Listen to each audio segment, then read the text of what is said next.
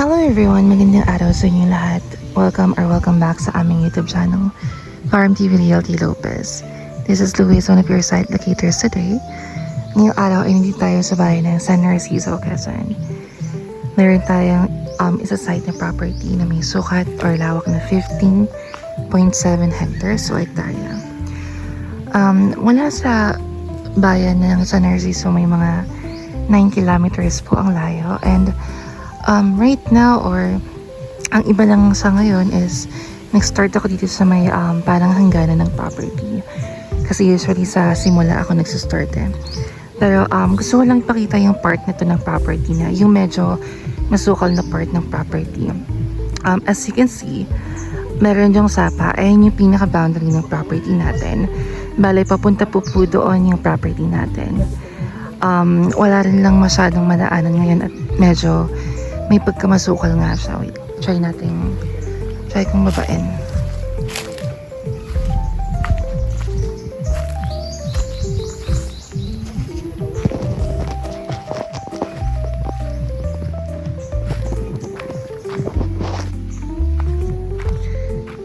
Okay. Ayan, bali ito yung pinaka-boundary ng property natin. Yung sapa, kaso wala na rin siyang masyadong tubig. Oops. Napakita ko lang din yung yung konti lang na part ng property na to. Imagine niyo na lang yung kung gaano kalawak yung 15.7.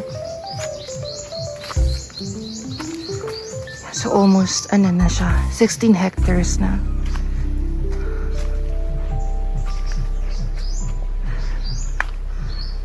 Okay, ayan, ito yung sinasabi ko na medyo may pagkamasukal pa yung daan dito. Tinanong ko rin yung pinaka-caretaker dito, sabi wala na masyadong puno ng niyog, so mga nasa, actually hindi rin niya sure kung ilan yung estimation ng puno. Ang sabi niya lang is every time na nagkokopra sila is mga mahigit 1 tonelada pa sila. So I'm not really sure kung gaano pa rin karami yun. Pero ayan, ito yung ganito kasukal yung daan sa part nito. Although meron pang isang daan which is ayun yung pupuntahan natin later. And I just also wanted you guys to see kung alin yung or kung gaano kasukal itong other side ng property. Yan, wala ring masyadong fruit bearing trees. I think meron lang mga buli.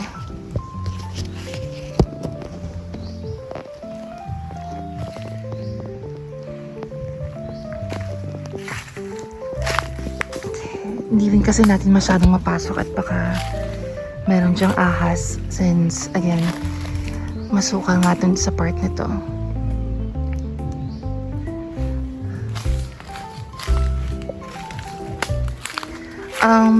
Yung dinaanan naman namin na barangay road is merong part na cemented and meron ding part na rough road. So I just want to be transparent din with you na yung pinaka-road na dinaanan namin is medyo may pagka challenging yung mga rough road. Ayan.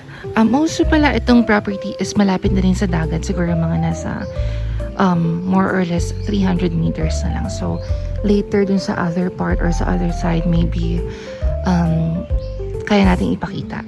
Okay. Alright, so balik kanina dun kami nanggaling sa may binabaan pa namin doon, pero yung property yung mohon ng property is nandito. So papaganon yung property. Bale, kaya lang kami pumunta pa doon is doon yung daanan, pero papaganto ang property natin. Try natin tingnan yung pinakamuhon niya. Again po, yung pagitan niya is yung sapa, which is ayan sa ibaba.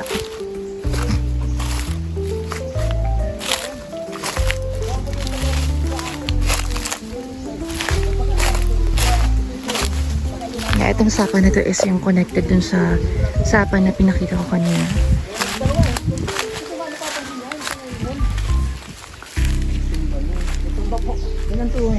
Pero nandyan. Okay. Ayan daw po yung mohon. Tapos papaganon po, no?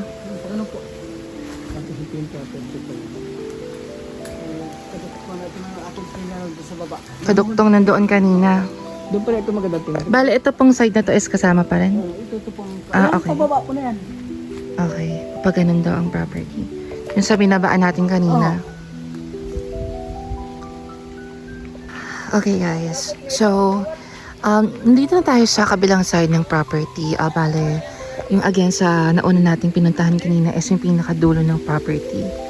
Ito naman is yung part ng property na may mga puno ng niyog. Ayan. As you can see, ayan, maraming, I'm not really sure kung kita, pero marami naman mga puno mga bunga ang puno ng niyog dito.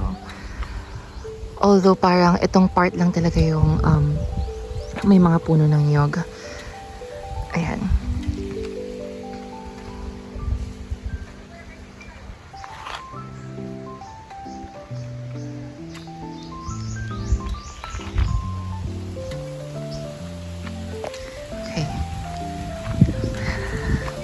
Again guys, just try to imagine kung gaano kalawak yung 15.7.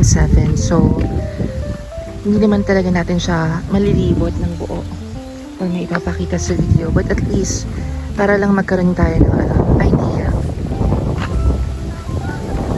As you can see, may pagka-overlooking din siya. Ayun ay dagat na. Ayan, kung nakikita nyo na yan. Ayan po ay dagat na.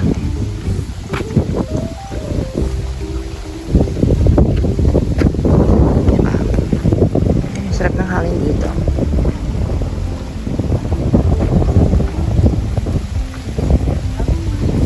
Ay, ganda na ganda.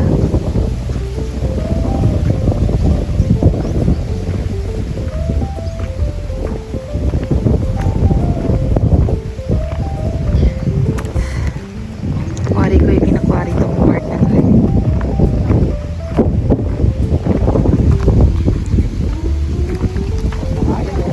Parang dito na ang boundary. Wait lang, tanong natin. Sana po ang boundary na to? Eto po. Okay. So, ang boundary daw is ito. Papunta doon. Sa may niyog. Sa pinanggalingan natin kanina. Ay! Ayan. Dito. Papunta dito. Punta doon. Yung pinaka-boundary. Sa una natin ipinakita kanina sa video.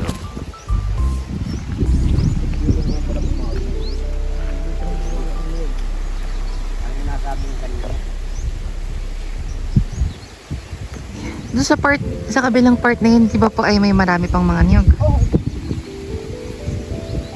Yun sa kabilang part, ay marami pang mga niyog. Bale dito sa part ito is wala parang masyadong mga tanim, mga lang, mga ligaw na halaman. Ayan.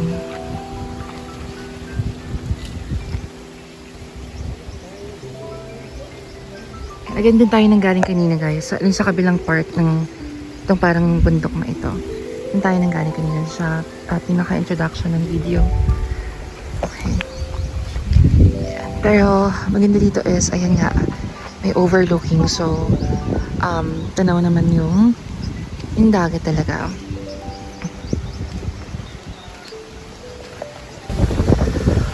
Okay. So, ito mismo yung pinaka part ng property na maraming niyogan talaga.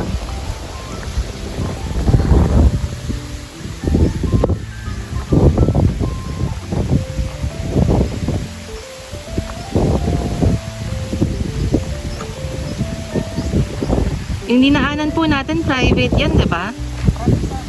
Pero, magkakaproblema po ba doon o hindi naman? Hindi ko makakapagpapagod dahil hindi ito binayaran ko. Pero yung daan po doon. Yun lang yung daan yan. Ngayon, kung mabibili ka, pagkigaya na lang sila. Okay. So, parang hindi naman po siya like right of way talaga. Hindi naman.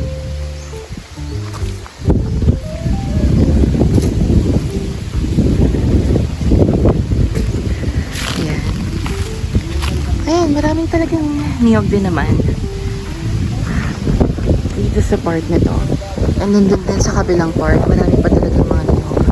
Pero again, sobrang laki kasi ng 15.7 hectares. So, if doon sa buong ektare na yon, medyo kakaunti yung mga puno ng niyog. Pero ayan, wala kasing estimation din kung ilan yung puno. Like, yung nabanggit ko nga kanina is every time na nagko-compress is mga mahigit 1 tonelada pa naman daw.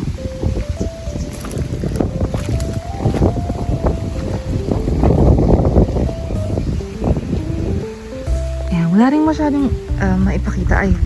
I think that is bully. I'm not really sure. Pero I think that is bully. So wala rin masyadong mga hardwood. Wala rin masyadong mga fruit bearing. Yeah, so parang ito lang mismo. May mga kakunting puno lang ng saging. Ganyan.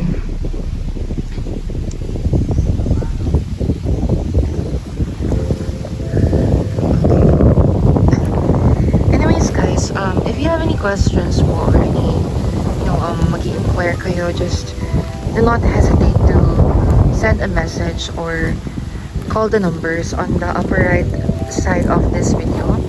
Again, this is Luis, one of your site locators today. Thank you so much and see you on our next vlogs. Bye!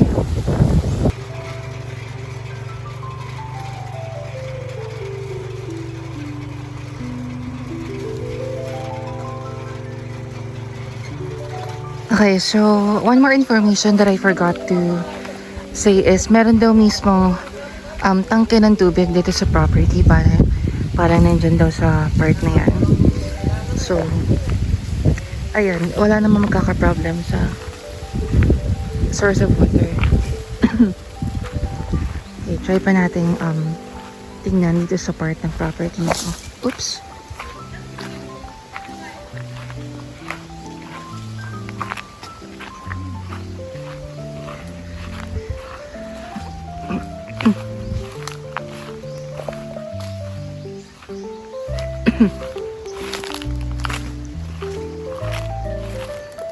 Ayan, may pagka-flat naman actually yung property. Hindi naman siya like slopey type ng property. Although may mga ibang part lang na slope.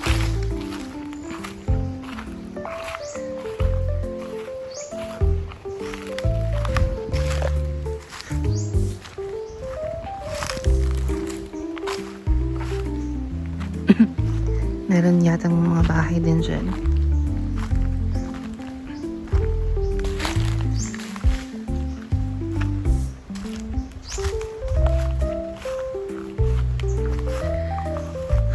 Alright, ayun lang.